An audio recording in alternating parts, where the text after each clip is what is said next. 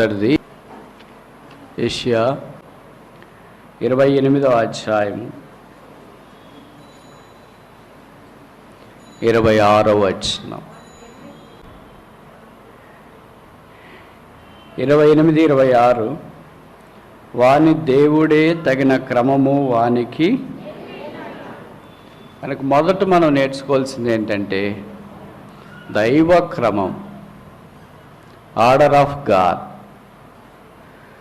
క్రమము అంటే అర్థం ఏంటంటే అక్రమము కానిది. ఏంటి అక్రమము? క్రమము కానిది. ఏంటి క్రమము? ఉదాహరణకి ఏబిసిడీలు ఉన్నాయి. మన పిల్లలు చెప్పిన అమ్మాయి ఏబిసిడీ వరుసగా రాయని, ABCDF అక్కడి నుండి జడ్ దాకా రాసిందానికి 26 అక్షరాలు. అలా కాకుండా మొదట ZYPQRTUACDEFG చివరికి BA అట్లా రాసిందనుకో, ఏమంటాం మనము? వరుసగా రాయలేదు, క్రమంగా రాయలేదు. కనుక క్రమము కానిది ఏంటంటే క్రమం ఏంటి? ఏ నుండి జడ్ దాకా వరుసగా రాయడం క్రమం. ఇప్పుడు అక్రమం ఏం చేసినారు? మధ్య మధ్యలో అవి ఇవి తీసుకొని వచ్చి చేసినారు. కనుక ఏదైనా మనం కూడా దైవికమైన విషయాల్లో ఒక క్రమము, దైవికమైన పద్ధతి పాటించుట ప్రాముఖ్యం. దాన్నే క్రమము అన్నాం. ఆలు ఉన్నాయి, అక్షరమాల అంటాం. కనుక మొదట ఆ రాసి తర్వాత పెద్ద రాస్తాం. అలా కాకుండా చివరిది ఒకేసారి బండి రా తీసుకొని వచ్చి ఇక్కడ పెట్టడం, ఇక రాయటానికి కుదరదు. అలాగే లెక్క అంటే టేబుల్స్ ఉంటాయి. మొదటి టేబుల్ నేర్పించేది 1 x 1, తర్వాత 2 x 1, తర్వాత 3 x 1. దీన్ని క్రమము అంటాం. అలా కాకుండా మొదటే 1 10ది, తర్వాత 20ది, తర్వాత 50ది, తర్వాత 30ది, తర్వాత 40ది అట్లా నేర్పించు. కనుక దైవికమైన క్రమము వాక్యం మనకి ఏం బోధిస్తుందో దాంట్లో మనము ఉండుట. ఈ క్రమం ఏంటంటే మొదట దేవుడు, తర్వాత దేవుని వాక్యము, తర్వాత దేవుని ప్రజలు, వాళ్ళే దేవుని ఇల్లు, తర్వాత దేవుని యొక్క పరిచర్య, చివరిలో వస్తాడు ఎవరు? సాతాను. ఎందుకంటే హైరార్కీలో ఆయన కూడా ఉన్నాడు, ఏదైనా తోటలో కనిపిస్తున్నాడు. ఇది క్రమం. మనం ఏం చేస్తామంటే మొదట దేవుని తీసేసి రివర్స్ అంటే మనకు చాలా ఇష్టం కదా, అందుకే రివర్స్ చేస్తాం. ఈ క్రమాన్ని రివర్స్ చేస్తే ఎవరు వస్తారు? మొదట సాతానుడు వస్తాడు. కనుక సాధారణంగా మనము దైవికమైన క్రమాన్ని విడిచిపెట్టి దైవికము కాని క్రమాన్ని పూనుకోవటానికి ప్రయత్నం చేస్తూ ఉంటాం. అది ఎంతో అపాయం. మనం కొన్నిసార్లు సాతాన్ని గద్దిస్తామంటాం. మనల్ని మనం గద్దించుకోలేం, మన పిల్లల్ని గద్దించలేం. ఇంకా మనకంటే అధికుడు సాతాన్ని మనం ఎలా గద్దిస్తాం? అలాగని మీరు గద్దించొద్దని నేను చెప్పట్లేదు. మీలో కొంతమంది క్రైస్తవ పరాక్రమవంతులు ఉంటే గద్దించండి, గద్దించవచ్చు. మీకు శక్తి ఉంది, నజరేయుడని యేసు నామమున గద్దించవచ్చు. కానీ ఆ శక్తి అవసరం. ఒక ఆయన పాస్టర్ గారు దయ్యాలు ఎడగొడతాడని తెలిస్తే ఆ దయ్యం పట్టిన వ్యక్తి దగ్గరికి ఈయన తీసుకెళ్ళాడంట. ఈ పాస్టర్ గారు ఆ దయ్యం పట్టిన వ్యక్తి దగ్గరికి వెళ్ళి, దయ్యమా బయటికి రా అన్నాడంట. ఎక్కడికి రావాలని? నీలోక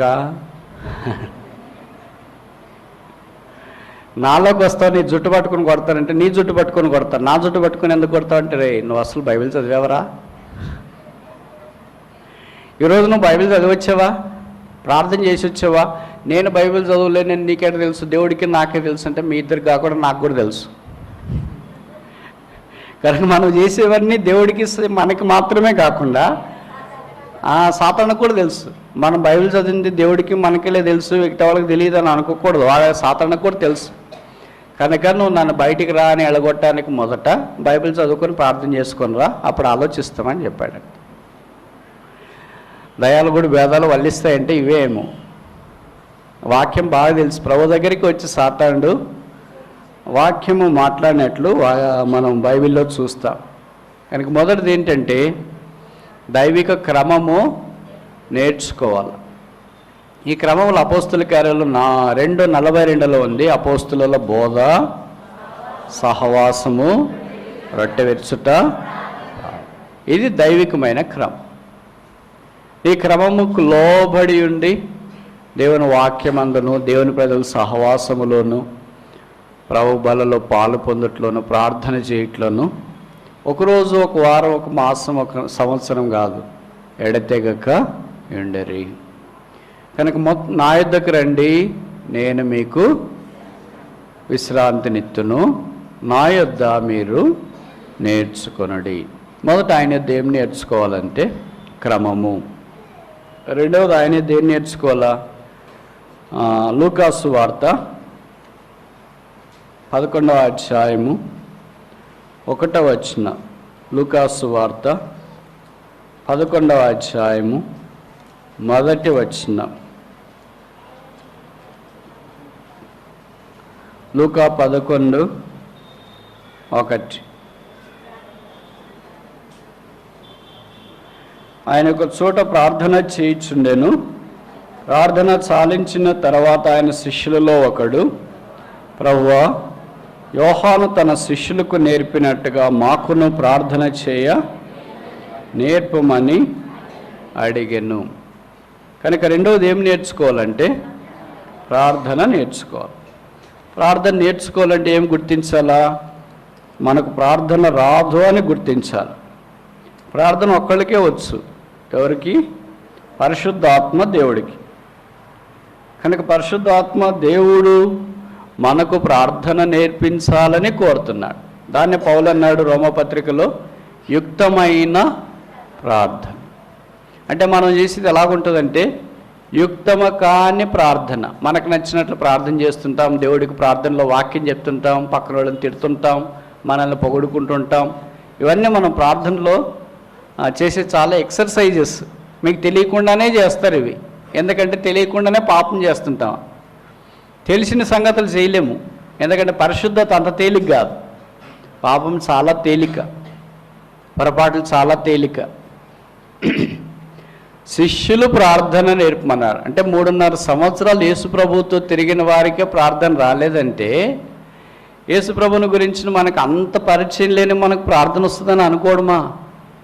యేసుప్రభు సముద్రం మీద నడిచినప్పుడు చూసిన వాళ్ళకే ప్రార్థన రాలేదంటే యేసుప్రభు బొమ్మలో చూసిన మనకు ప్రార్థన వస్తుందని అనుకోవడమా?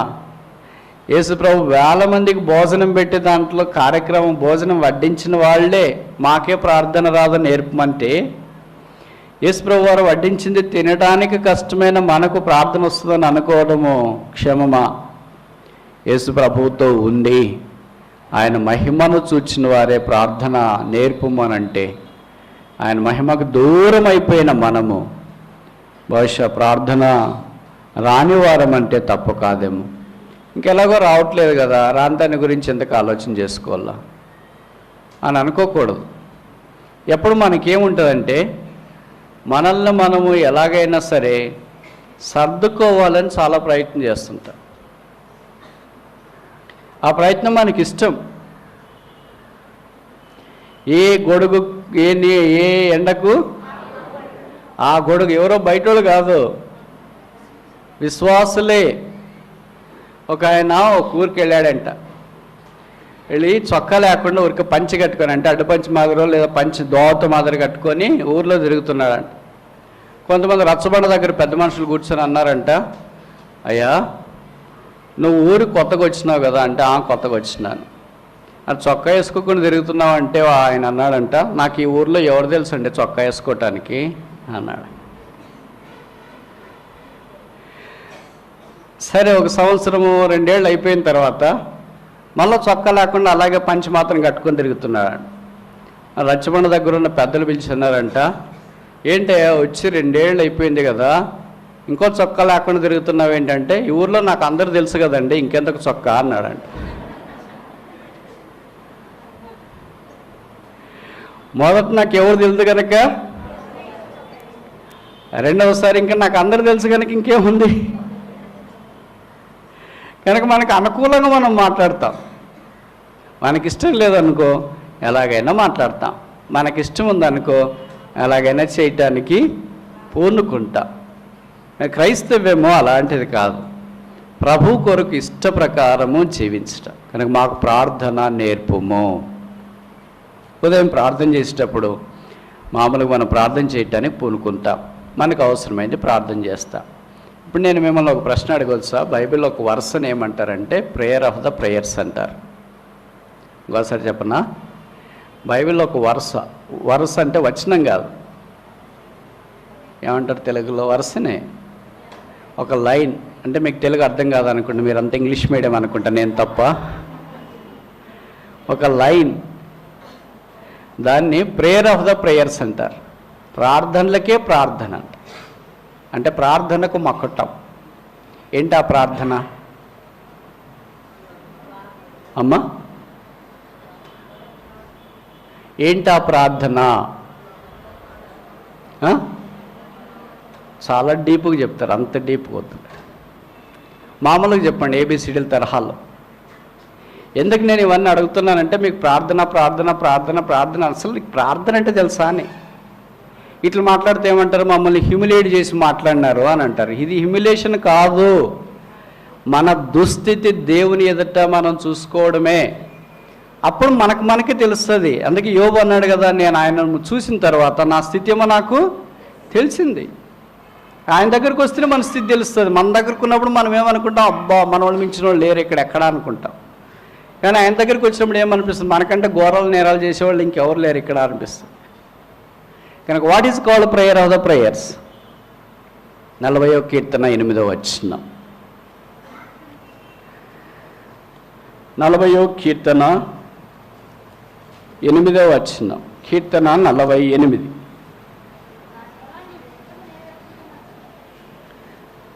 నీ చిత్తము నెరవేర్చుట నాకు సంతోషము, నీ ధర్మశాస్త్రము నా ఆంతర్యములో ఉన్నది.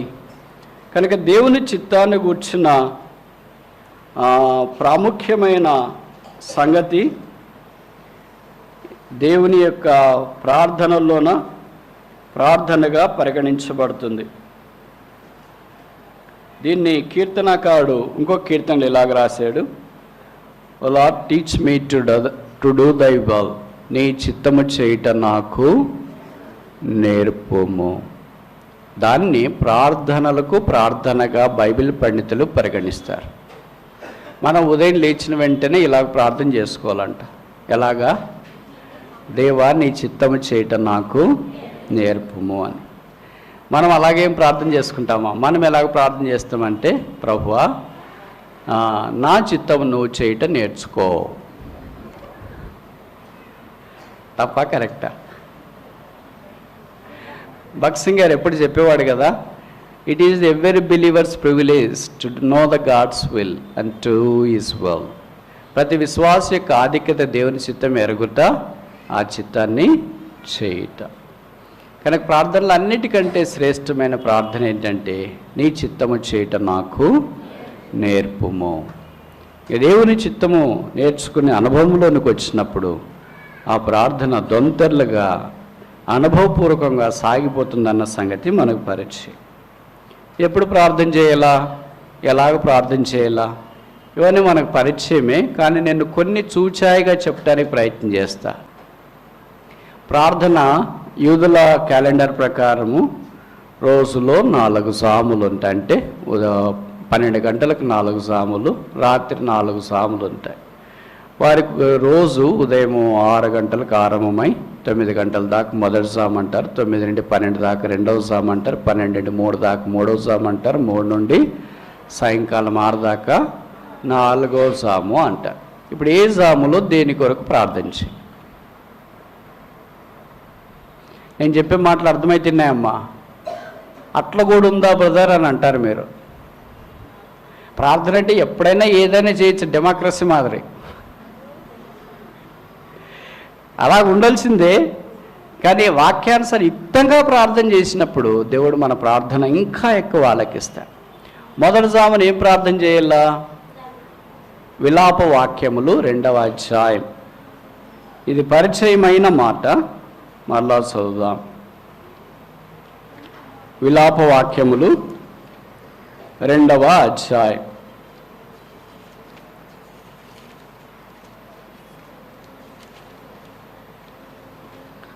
విలాప వాక్యములు 2వ అధ్యాయము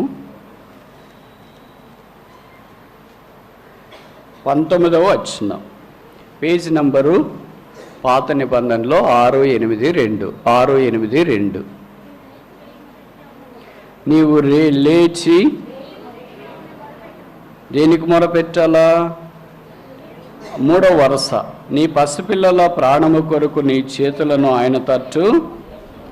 కనుక మొట్టమొదటి ఉదయం లేచిన తర్వాత మొదటి జాములో పసిపిల్లల కొరకు ప్రార్థన చేయాలి. అంటే ఇంట్లో ఉన్న పిల్లలు, మందిరంలో పసిపిల్లలు అంటే మందిరంలో ఆత్మీయంగా పిల్లల్లాంటి వాళ్ళు, మీరు పసిపిల్లలే అని పౌలు రాస్తూ వచ్చినాడు కొన్ని సందర్భాల్లో. ఎందుకంటే మీరు బలవర్ధకమైన ఆహారం తినటానికి బదులుగా పాలు లాంటి ఇంకా తాగుతూనే ఉన్నారు.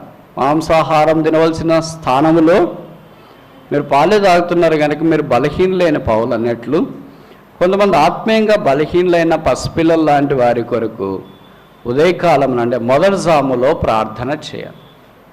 2వ జాములో దేని కొరకు ప్రార్థన చేయాలా? అపోస్తుల కార్యములు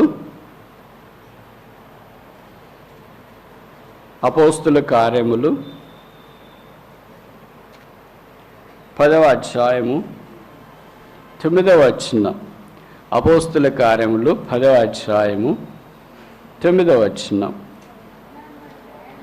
మరునాడు వారు ప్రయాణమైపోయి పట్టణమునకు సమీపించినప్పుడు పగలు ఇంచుమించు 12 గంటలకు పేతురు ప్రార్థన చేయుటకు.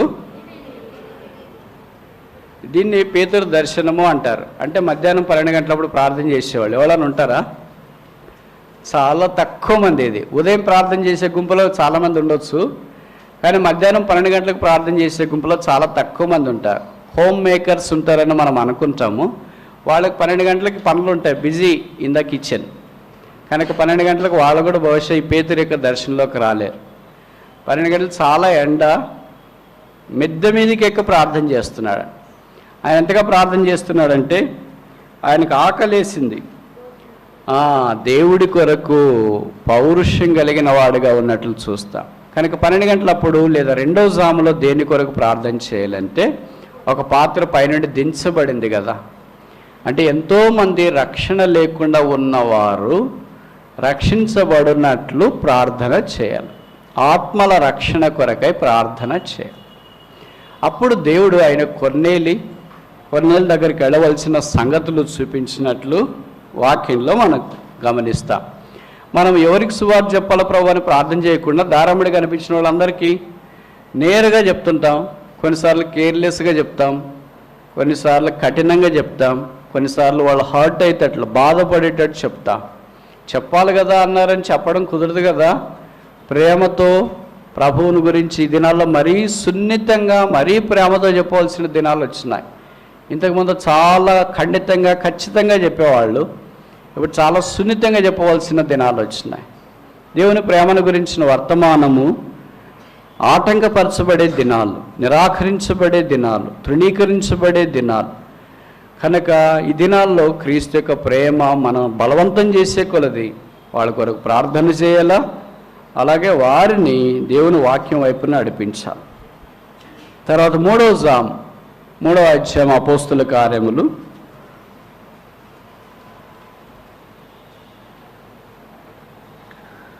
1వ వచనం. పగలు 3 గంటలకు ప్రార్థనా కాలమున పేతురు యోహాను దేవాలయమునకు. ప్రార్థనా కాలాలు చాలా ఉన్నాయి కదమ్మా. ఏం కాలాలు? నిర్ణయ కాలము, తగిన కాలము, యుక్త కాలము, అజ్ఞాన కాలము, ప్రార్థనా కాలము, అంత్యకాలము, చెడ్డ కాలము. ఇవన్నీ కాలాలు బైబిల్లో మనకు కనిపిస్తూనే ఉన్నాయి. ఇదేం కాలం అంటే ఏ కాలము? ఎంత మంచి మాట రాశారు కదా, ఇది ప్రార్థనా కాలం అంట. కనుక ప్రేయర్ టైం, మనమేమి ఇట్లా పదాలు ఎక్కువ వాడతాం. It's prayer time, it's reading time, it's quiet time, it's tea time, it's bed time అని వాడుతుంటాం. కానీ వాస్తవికతలో బహుశా అవన్నీ మనకు చాలా దూరంగా ఉంటాయేమో. కనుక 3 గంటలు దేని కొరకు ప్రార్థన చేయాలంటే, ఎవరైతే శారీరకంగా బలహీనలుగా ఉన్నారో, sick, pray for the sick, శరీర రోగము దౌర్బల్యముతో బలహీనతో బాధపడుతున్న రోగుల కొరకు ప్రార్థన చేయాలి. ఎందుకంటే అక్కడ మనం చూస్తాం కదా, దాదాపు 40 సంవత్సరాలు మొదలుకొని, లేదా పుట్టిన మొదలుకొని, అంటే 40 ఏళ్ళ వయసు ఆయనకి. ఇప్పుడు ఆయన కాళ్ళు కుంటివై దేవాలయం దగ్గర భిక్షం అడుగుతూ ఉదయం చేయకూడదా? సాయంకాలం తీసుకురంటే సాయంకాలం ఆయన పైకే వెళ్ళిపెట్టు.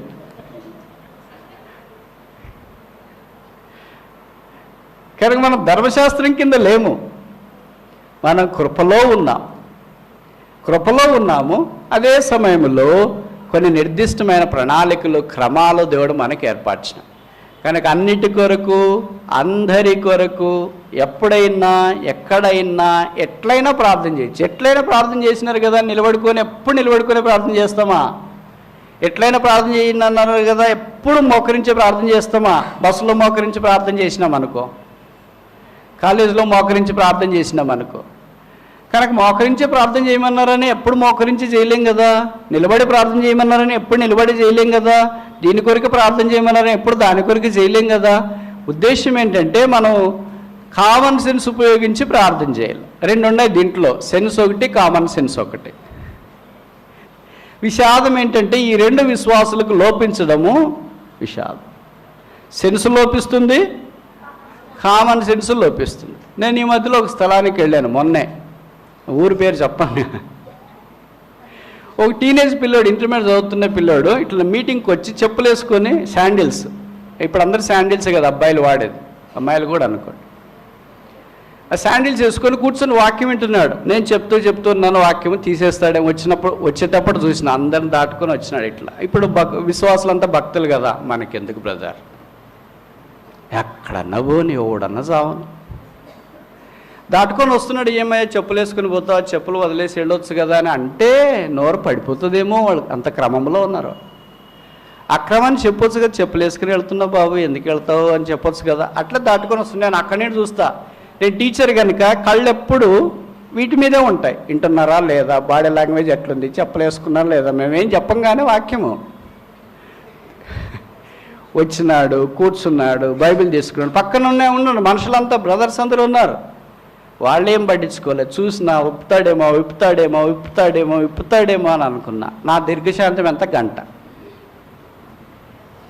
అంతగా స్టార్టింగ్ నుండి చూసి చివరి దాకా ఇప్పుకుపోతే, ఎప్పుడు నేను చెప్పాను, బాబు నువ్వు చెప్పులు వేసుకొని వింటున్నావు అన్న స్పృహ నీకు లేకపోవడం, చెప్పులు వేసుకొని వస్తున్నాడన్న స్పృహ పక్కనోళ్ళకి కూడా లేకపోవడం, స్పృహ లేకుండా, కాన్షియస్ లేకుండా, సెన్స్ లేకుండా ఉండే విశ్వాసుల మధ్యలో వాక్యం చెప్పడం నాకు కూడా స్పృహ లేకపోవడం చాలా విషాదం నాయన.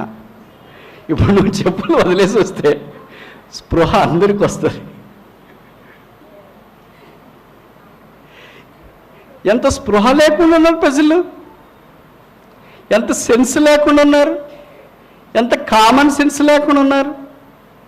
కనుక దైవికమైన సంగతుల దగ్గరికి మనం వచ్చినప్పుడు మనకు స్పృహ అవసరము, కామన్ సెన్స్ కూడా అవసరం. నేను గుర్తించుకోవాలా, మన ప్రార్థన ఎప్పుడైనా చేయొచ్చు, ఎవరి కొరకైనా చేయొచ్చు, ఎక్కడైనా చేయొచ్చు. బ్రదర్ ఇలాగే చెప్పాడు కనుక ఉదయం ఇదే చేస్తా, మధ్యాహ్నం ఇదే చేస్తా, సాయంకాలం ఇదే చేస్తా, రాత్రి ఇదే చేస్తా, ఇంక వేరే ఏం చేయను అనుకోకూడదు. మనం ధర్మశాస్త్రం కింద లేము, మన కృప కింద ఉన్నాం, మన పరిశుద్ధాత్మ ద్వారా నడిపించబడుతున్నాం. పరిశుద్ధాత్ముడు మనల్ని ఎలాగ నడిపిస్తాడో అలాగ మనం ప్రార్థన చేయటం కొరకై పూనుకుంటున్నాం. ప్రార్థన ద్వారా దేవుడు బలమైన కార్యాలు చేయ సమర్థుడు.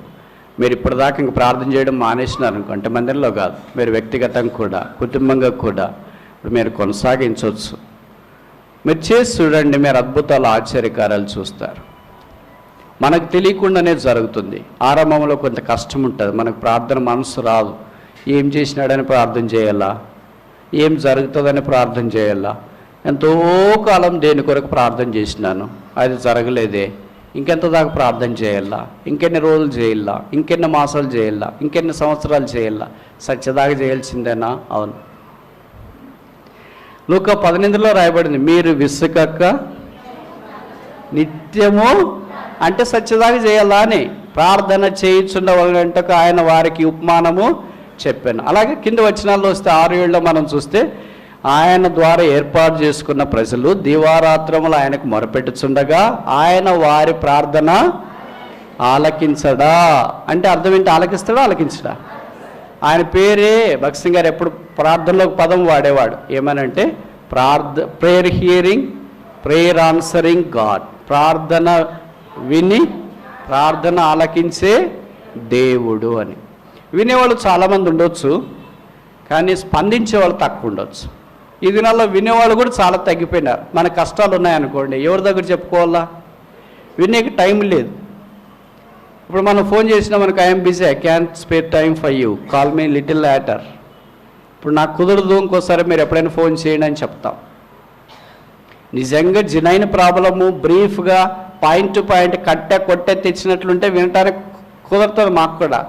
మీరేమనుకుంటారంటే వాళ్ళకి టైం లేదంట, ప్రభు అయితే అందరికి టైం ఇచ్చినాడు కదా అని. ప్రభు దినల్లా కొట్టే తెచ్చినట్లా వచ్చి చెప్పినారు వాళ్ళు. మన మాదిరి స్టార్టింగ్ టు ఎండింగ్ దాకా డాష్ చెప్పలేదంటే లోకాపరామాయణం అంతా వాళ్ళు చెప్పలేదు. మనం వస్తే పాయింట్ టు పాయింట్ చెప్పడం, లోకాపరామాయణం అంతా చెప్తూ ఉంటారు. అందుకే విసిగిపోయి కొంతమంది ఇప్పుడు మాకు టైం లేదని చెప్పాడు. మన అవసరత ఏంటి? దేని కొరకు ప్రార్థన చేయమంటున్నాం? బహుస్పష్టంగా బహుక్లుప్తంగా దేవుని దగ్గరికి వెళ్ళి ప్రార్థన కోవడం అవసరం. ఇప్పుడు పేతురు నీళ్ళ మీద నడుస్తున్నాడు, గాలిని చూసి మునిగిపోసాగాడు. ఇప్పుడు మన మాదిరి ప్రార్థన చేస్తే ఎలాగా? స్తోత్రం స్తోత్రం స్తోత్రం, హల్లెలూయా హల్లెలూయా హల్లెలూయా హల్లెలూయా. ఎక్కడున్నామంటే నీళ్ళల్లో తేలి చేప నోట్లో వండింటాడు. వెరీ యాప్ట్ ప్రార్థన, లార్డ్ సేవ్ మీ, ప్రభువా నన్ను రక్షించు. అంత సామాన్యమైన ప్రార్థన, అంత డైరెక్ట్గా ప్రభువుతో మాట్లాడే భాగ్యము దేవుడు మనకు అనుగ్రహించినాడు. కనుక మన దేవుడు ఎలాంటి వాడు అంటే ప్రార్థన వినేవాడు. ఇప్పుడు కొంతమంది రాజకీయ నాయకులు, గొప్ప నాయకులు ఉంటారు, మనకు సమస్యలు ఉన్నాయి, గ్రీవెన్స్ సెల్ అంటే ప్రతి సోమవారం ప్రతి కలెక్టరేట్లో గ్రీవెన్స్ సెల్ జరుగుతుంది. ఎస్పీ దగ్గర, కలెక్టర్ దగ్గర వాళ్ళ సమస్యలు వెళ్ళి వాళ్ళు ప్రజెంట్ చేసుకుంటూ ఉంటారు. వాళ్ళు మన సమస్యలు వినొచ్చు, మనకి రిక్వెస్ట్ ఫామ్ కూడా రాసి ఇచ్చిపో అని చెప్పొచ్చు, అన్నీ వాళ్ళు చేయలేకపోవచ్చు. కానీ మన ప్రభు దగ్గరికి మనం వెళ్ళిన తర్వాత మన ఫామ్ ఆయన తీసుకుని వెంటనే, ఇదే అమ్మా చూస్తాంలేమ్మా, చేస్తాంలేమ్మా, కుదిరితే ప్రయత్నం చేస్తాంలేమ్మా. అట్లా రాజకీయ నాయకుల పదాలు, నాయకుల భాష ఆయనకి రాదు. ఆయన పేరు దేవుడు. ఆయన అవునంటే అవును, కాదంటే కాదని. మన మాదిరి చూస్తాంలే, చేస్తాంలే, ఆలోచిస్తాంలే, తీరిక అయినప్పుడు చూస్తాంలే అనే పదాలు ఆయనకి రానే రావు. కనుక మన ప్రార్థన చేసిన వెంటనే ఆయన జవాబిస్తాడు. మన ప్రార్థనకు జవాబు ఇవ్వకపోవడం కూడా ఒక జవాబే. మన ప్రార్థనకు జవాబు రాకపోవడం కూడా జవాబే. ఎందుకంటే చాలాసార్లు మనం చేయకూడని ప్రార్థనలు చేస్తాం. అలసిపోయి జీవితంలో సొలిసిపోయి, ప్రభువా నన్ను తీసుకుంటావా, నేను తీసుకోవాలా? ఇలాంటి ప్రార్థనలు దేవుడు ఇంటి ఎలాగా? కనుక దేవుడు అలాంటి ప్రార్థనలు ఏం చేస్తాడంటే ఇగ్నోర్ చేస్తాడు, అంటే నిర్లక్ష్య పెడతాడు. వీళ్ళు మామూలు చేస్తుంటే అలసిపోయినారు, సోలిపోయినారు, దసిపోయినారు, పాపం సొమ్మసిల్లినారు, వాళ్ళు ఆయాసం వ్యక్తం చేస్తున్నారు. దేవుడు కనుక మనల్ని భరిస్తాడు. ఎవరైనా భరిస్తారండి? కొంతమంది చెప్తారు, బ్రదర్ ఆ సిస్టర్ని ఎట్లా భరిస్తున్నారు బ్రదర్, పరలోక రాజ్యం అంటే మొదట మీకే ఇస్తారు బ్రదర్. కొంతమంది సిస్టర్స్కి కూడా చెప్తున్నారు, అక్క మీరు ఆ బ్రదర్ని ఎట్లా భరిస్తున్నారు అక్క, పరలోక రాజ్యంలో మొదట మీకే స్థానం తర్వాత. కనుక భరించడం అంత తేలికేం కాదు. ఒక మనిషిని ఇంకో మనిషి భరించడం ఇంత కష్టమైపోతే, నన్ను మీరు 3 రోజులు భరించడం ఇంత కష్టమైతే, దేవుడు మనల్ని ఎన్ని రోజులండి భరిస్తూనే ఉన్నాడు. ఎట్లా మోసినాడు అంటే బైబిల్లో రాసినారు, ఇశ్రాయేలీయులు అయిన తన ప్రజలను ఆయన రెక్కల మీద 40 సంవత్సరాలు మోసినాడు. మోస్తే బాగా మోస్తున్నావు ప్రభువా, చాలా బాగుంది, కుర్లాన్ మాదిరి ఉంది అనుకో, సెంట్రలైజ్డ్ ఏసీ మాదిరి ఉంది అనుకో, రాత్రంతా చాలా గార్డెన్ మాదిరి ఉంది అనుకో అని అన్నారా? తిట్టినారు. ఇంకా ఆ మోషే అనేవాడు ఏమాయనో, ఆ దేవుడు ఏమైపోయినాడో. దేవుడికి చాలా ఘోరమైన చెడు కార్యం వాళ్ళు చేశారు. ఏంటంటే దేవుడు మనం వ్యక్తిగతంగా పాపం చేస్తే క్షమించవచ్చు, సమాజంగా పాపం చేస్తే క్షమించవచ్చు, అబద్ధమాడినా క్షమిస్తాడు. కానీ ఒక విగ్రహం చేసుకొని నువ్వే మా దేవుడని దూడకు మొక్కితే దేవుడు ఎలా క్షమిస్తాడు? పౌరుషం కలిగిన దేవుడు. అందుకే వారి మీదకి శిక్ష వచ్చింది. వారు చాలా నష్టంలోనికి వెళ్ళిపోయారు. మన క్రైస్తవ జీవితంలో ప్రభువు వారు మనల్ని భరిస్తూనే ఉన్నాడు. ఆయన దీర్ఘశాంతమునకు మితి లేదు. కానీ ఏదైనా తెగేదాకా లాక్కూడదు. భార్య భర్తలు పోట్లాడేటప్పుడు కూడా న్యాయం చెప్పేవాళ్ళు పెద్దోళ్ళు లేదా పైన వాళ్ళు ఏం చెప్తుంటారంటే, ఏదైనా తెగేదాకా లాక్కూడదమ్మా. తెగేదాకా లాగితే ఏమవుతుంది? ప్లాస్టిక్ రబ్బర్ బ్యాండ్స్ ఉంటాయి కదా, రబ్బర్ బ్యాండ్ సాగదీస్తుంది. బాగా సాగుతుంది అని పిల్లలు ఏం చేస్తుంటారు, మనం అయితే రే సాగదీయ చాలా తెగిపోతుంది అంట. ఎందుకంటే మనకు అదొకటి పోయినా కూడా నష్టమే అని మనం అనుకుంటాం. వాడికి అది సరదా. సాగదీస్తూనే ఉంటాడు. ఎలాస్టిక్ లిమిట్ అంట. ఆ స్థితి దాటిపోయిన తర్వాత అదేమవుతుంది? తెగిపోతుంది. మనం కూడా దేవుణ్ణి విసిగించి అనేకుల అరణ్యములో రాలిపోయిరి. దేవుడు వారి కోరింది ఇచ్చింది, కానీ వారి ప్రాణమునకు క్షీణత కలుగ చేస్తున్నాం. ఒక ఆయన ఒక ఊర్లో ఇలాగ ప్రార్థన చేశాడంట, ప్రభువా ఏమైనా కానీ నాకు మాత్రం బాగా వాక్యం చెప్పే తలాంత ఇయ్యాల. నీకు అది కాదు నాయనా, నేను నీకు వేరే పని ఇచ్చినాను, ఆ పని నువ్వు చేయండి.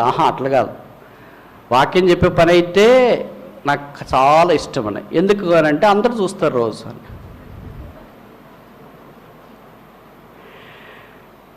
సరే, బైబిల్లో రాసినారు కదా, దేవుడు వారి కోరింది వారికి ఇచ్చిన ఆయన వారి ప్రాణములకు క్షీణతగా. సరే, నేను నీకు వాక్యం చెప్పేది ఇచ్చినాను, చెప్పుకోపో, ఎక్కడన్నా పో అన్నాడు. వెళ్ళాడంట. మొదటి రోజు నుండి గొంత పట్టేసింది. గొంత ఇంక బయటికే రావట్లేదు. బయట మాట్లాడుతుంటే ఎలాగుందంటే బర్రె మాదిరి ఉంది. వేరే వాళ్ళు ఇంట్లోకి పోతున్నారు, అన్న వాక్యం బాగుంది కానీ గొంత బాగలేదన్నా. వాక్యం ఎలాగుంది? దేవుడు మాట్లాడుతున్నట్లు ఉంది. గొంత ఎలాగుంది? బర్రె గొంత మాదిరి ఉంది. ఇంకో కొంతకాలం అయిపోయిన తర్వాత గొంత పూర్తిగా పోయిందంట. వాక్యం మాత్రమే ఆయనకు బాగుంది. ఇప్పుడేం చేయలేడు, గొంత లేకపోతే చెప్పలేడు. కలిగింది దేవుడు వాళ్ళకి ఇచ్చినాడు, వాళ్ళు కోరుకుంది ఇచ్చినాడు, కానీ ఏమొచ్చింది? క్షీణత వచ్చింది. అనేకసార్లు మనం కోరుకుంటాం, పలాందుంటే బాగుండని. అది దైవికమైనదైతే మంచిదే, కానీ దేవుని చిత్తానికి వలపటుంటే దానిలో క్షీణత ఉంటుంది. ఇప్పుడు దాకా ఎన్ని మనం నేర్చుకోవాలని చూసాం అమ్మా? ఎన్ని నేర్చుకోవాలని ఆరంభించినాము?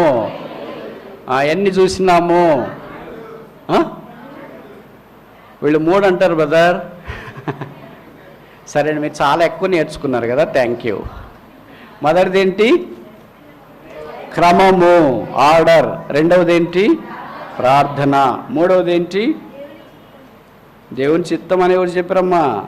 ప్రార్థనలోనే దేవుని చిత్తం. అంటే మీరు పాయింట్లకు సబ్ పాయింట్లు పెట్టుకుంటున్నారా? మూడవది అది చూసి ముగిస్తామా? తెస్సలోనికి రాసిన మొదటి పత్రిక 4వ అధ్యాయము 9వ వచనం.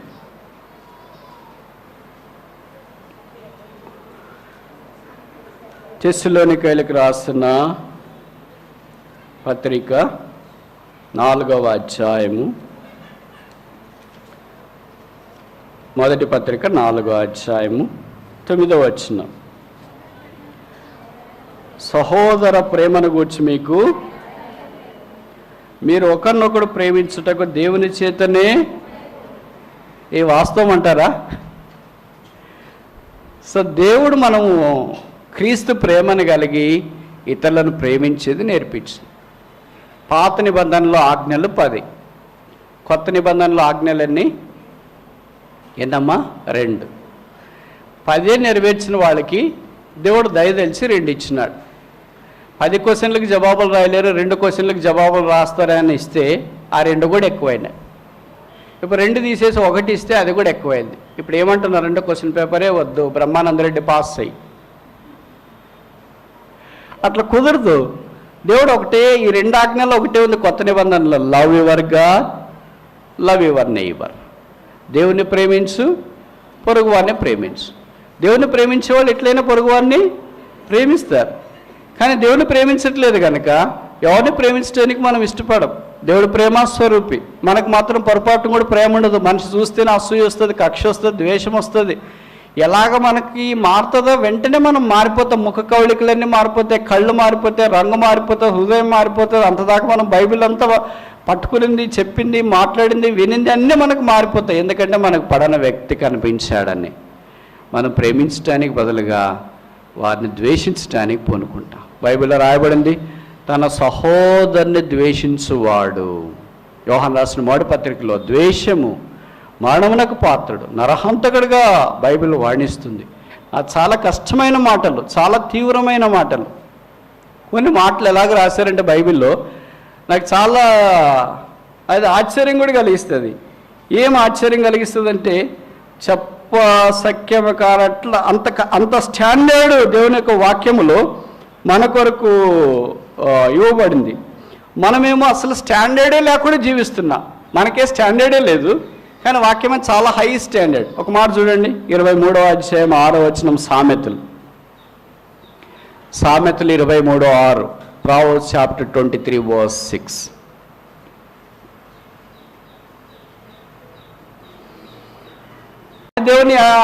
దేవుని ఎరగని వాళ్ళంటే నువ్వు ఎట్టనే తిట్టుకోబో, మేము చేసేది మేము చేస్తూనే ఉన్నాం పాపం అనే దేవుని విషయంలో మనుష్యుడు పూర్తిగా తిరుగుబాటు చేసినట్టు కనిపిస్తుంది.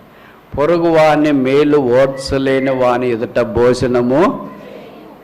మనం ఎన్నిసార్లు చేస్తామండి రోజుకి? చేస్తామా లేదా? చేస్తాం. ఎందుకంటే తప్పదు బజార్, అయ్యో అట్లా అనుకుంటే ఎట్లయితుంది బజార్, ఇంకా అందరినీ వదిలేదు, మందిలో వదిలిపెట్టుకోవాల్సిందే. ఎందుకంటే ఒకరి మీద ఒకరికి ఇష్టం ఉందా లేదంటారా? సైలెంట్ అయ్యారు మీరు అంటే అర్థమైంది ఇప్పుడు నాకు పాయింట్. నాకు అందుకే మీరంటే చాలా అభిమానం, ఇష్టం అండి. అది ఎక్కడి నుండి వచ్చిందో? నీళ్ళలో నుండి వచ్చిందా, గాలిలో నుండి వచ్చిందా?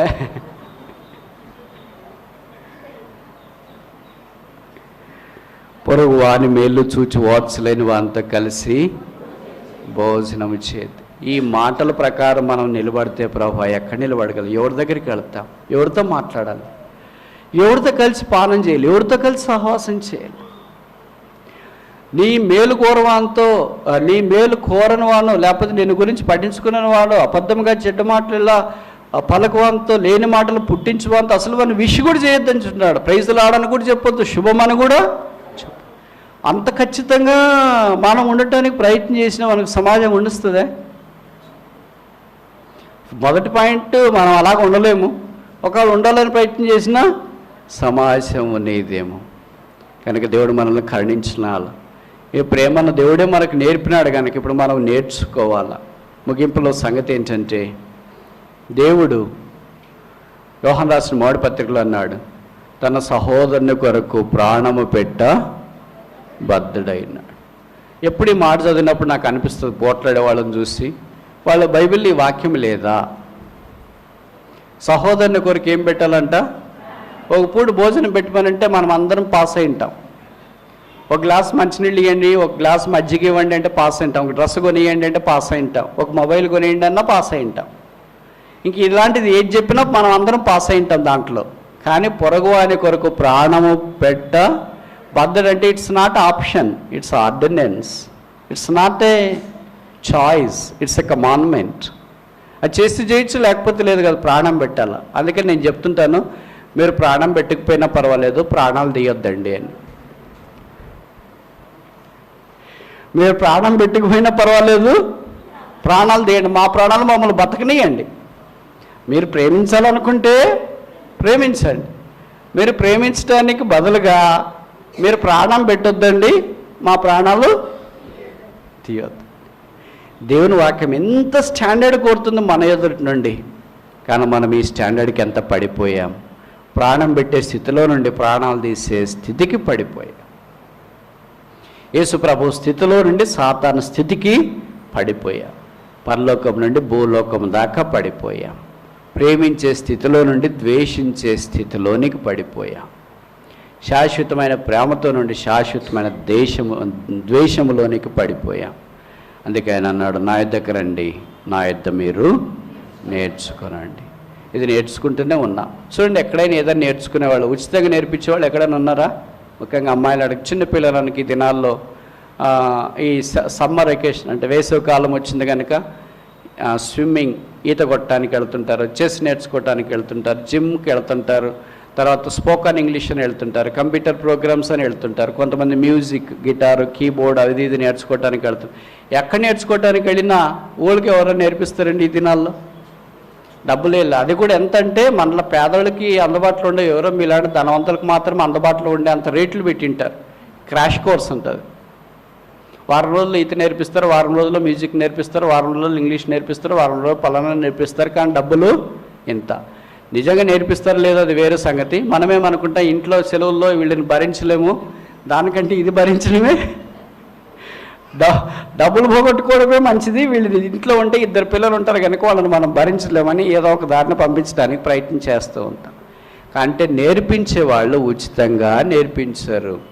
కానీ ప్రభు మనకి ఇదంతా ఎలాగ నేర్పిస్తున్నాడంటే ఫ్రీ, ఉచితం. ఎక్కడైనా కోచింగ్ సెంటర్స్ ఫ్రీగా ఉచితంగా కోచింగ్ సెంటర్ చేయబడడం ఉందా? టైప్ ఉచితంగా నేర్పబడను ఉందా? ఈత ఉచితంగా నేర్పబడను ఉందా? డ్రైవింగ్ ఉచితంగా నేర్పబడను ఉందా? ఎక్కడన్నా ఎక్కడ ఉచితంగా ఏదైనా నేర్పరు, ఏదైనా డబ్బులే. కానీ ప్రభు వారిది హెవెన్లీ స్కూల్, ఉచితంగా నేర్పిస్తున్నాడు. నా యొద్ద మీరు నేర్చుకోనండి. నేర్చుకోవాలంటే అందరూ పోవటానికి కుదరదు. ఈ లోకంలో కంప్యూటర్ నేర్చుకోవాలంటే మనం కూడా కట్టిపెట్టుకుని నాయన నేను కూడా నేర్చుకోవచ్చా, ఇప్పటికి చాలా నేర్చుకున్నావు బామ్మ, ఇంటికి వెళ్ళు. అందరికీ నేర్పారు వాళ్ళు. ఆ వయసు నేర్చుకున్న వయసున్న పిల్లల్ని వాళ్ళు అడ్మిట్ చేసుకుంటారు. అయితే ప్రభు స్కూల్ దగ్గరికి వచ్చినప్పుడు అన్ని వయసుల వాళ్ళు, అన్ని రకాల వాళ్ళు, అన్ని పరిస్థితుల వాళ్ళు అందరికైనా నేను నేర్పిస్తాను అంటున్నాడు. అమ్మా నీకు ఏజ్ ఎక్కువైపోయింది వద్దులే అని చెప్పడు. బామ్మ ఇంక నువ్వు నా దగ్గరికి వచ్చేస్తున్నావు కదా, ఎందుకు నేర్చుకుంటావులే బామ్మ అని ప్రభువారు చెప్పడు. అయ్యా నువ్వు నా దగ్గరికి వచ్చేస్తున్నావులే, ఇంకా చాలా నేర్చుకునేసినావులే, ఇంకా నేర్చుకునే కూడా నీకు శక్తి లేదు, నీ మైండ్ అంతా అప్పుడే ఫైల్స్ అన్నీ జామ్ అయిపోయినాయి, ఇక నో మెమరీ అని పంపిస్తుంది, ఇంకొద్దులే అని చెప్పడు. ఆయన అందరికీ ధారాళముగా దయచేవాడు. ఈ ఫ్రీ కోర్సు ప్రభు ఇచ్చి ఫ్రీగా నేర్పిస్తున్నానంటే మనుషులు రావట్లేదు. డబ్బులకు పెడుతుంటే విపరీతంగా వస్తున్నారు. బయట వాళ్ళు బోర్డు పెట్టేస్తున్నారు. ఇప్పటికే స్విమ్మింగ్ నో సీట్స్, కాలేజీలో no seats available, all house full, సినిమాలు హౌస్ఫుల్, స్కూల్స్ హౌస్ఫుల్, కాలేజీలు హౌస్ఫుల్, అన్నీ డబ్బులు కట్టేవన్నీ హౌస్ఫుల్. కానీ ప్రభు నేను నేర్పిస్తాను మీరు రండి అంటే మందిరం ఎలాగుంది? హౌస్ నీల్, ఖాళీగా ఉంది. అందుకే లూకాసు 14వ అధ్యాయంలో ప్రభు చెప్పాడు, మీరు సంత వీధుల్లోనికి వెళ్ళండి, రాజవీధుల్లోనికి వెళ్ళండి, ముళ్ళ తోటల్లోనికి, అక్కడందరికి వెళ్ళి నా ఇంటిలోనికి వచ్చటకు వారిని బలవంతం చేయండి. Bring them to my house. ఆయన ఇంట్లో ఆయన నేర్పిస్తాడు. ఆయన ఇంటి దగ్గరికి వచ్చినప్పుడు మనం నేర్చుకుంటాం. అప్పుడు ఆయన పోలికలోనికి వస్తాం. ఆయన ఓ దినాన్ని వచ్చినప్పుడు ఆయన వల్లే మనం మార్పు చెందిన వారమై ఆయనతో పాటు సదాకాలం ఉండటానికి మనం కొనిపోబడతాం. కాగా ఆయనతో పాటు మనం సదాకాలం ఉందము. ఇటు నిరీక్షణ కలిగిన వారమై మన యాత్రను మనం కొనసాగించడానికి ప్రభు మనకు సహాయం చేయనుగాక. ప్రార్థన.